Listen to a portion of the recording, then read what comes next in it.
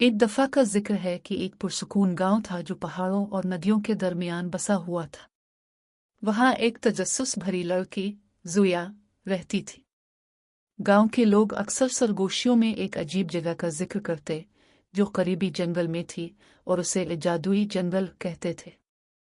कहा जाता था कि वहां रंग बिरंगे चमकते हुए दरख्त, शफाफ नदियां और जादुई मखलूकात रहती थीं। मगर सबको खबरदार किया गया था कि वहां कभी न जाएं क्योंकि कुछ लोग वहां से वापस नहीं आ सके थे।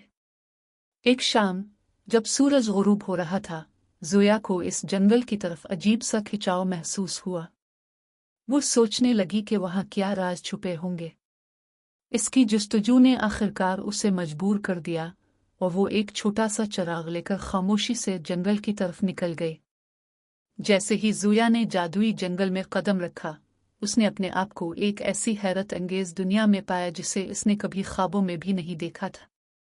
दरख्त ऐसे चमक रहे थे कि जैसे रंग बदल रहे हों, नदियां नरम धुनें बजा रही थी और छोटे छोटे चमकते हुए जुगनू इसके इर्द गिर्द ऐसे घूम रहे थे जैसे सितारे।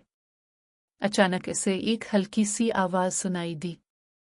उसने मुड़कर देखा तो वहां एक छोटी सी चमकती मखलूक खड़ी थी जो किसी परी की तरह लग रही थी। इसका नाम इलारा था। इलारा ने मुस्कुराते हुए कहा, ज़ोया, तुम्हारा दिल बहुत बहादुर है। बहुत कम इंसान जादुई जंगल में कदम रखते हैं। यहाँ तख़य्युल यानी इमेजिनेशन ही तुम्हारी ताकत है। जो कुछ तुम चाहो यहाँ तख़य्युल से पा सकती हो। ज़ोया ने अपनी आंखें बंद की और एक खूबसूरत बाग का तसव्वुर किया जो चमकते हुए फूलों से भरा हुआ हो। जब उसने आंखें खोलीं तो वो बाग वहां मौजूद था। हर रंग में चमकते फूल उसके इर्द गिर्द थे। जब उसने एक फूल को छुआ तो वो इसकी उंगलियों के नीचे जगमगाने लगा।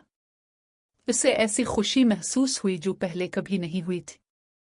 इलारा ने समझाया, जादुई जंगल तुम्हें हैरतें दिखाता है मगर साथ ही ये भी सिखाता है कि जादू की कदर और इज्जत करो। इसे दानाई से इस्तेमाल करो और तुम हमेशा वापस अपने रास्ते पर आ सकोगी।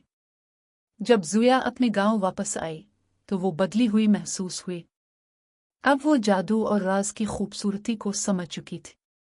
उसने अपने गांव के लोगों को अपने इस सफ़र की कहानियां सुनाई और ये भी बताया कि तजस्सुस और एहतराम साथ साथ चलते हैं। इस दिन से ज़ोया अपने गांव की कहानी सुनाने वाली बन गई और जादुई जंगल हमेशा उनके दिलों में एक हैरत अंगेज जगह की तरह बस गया।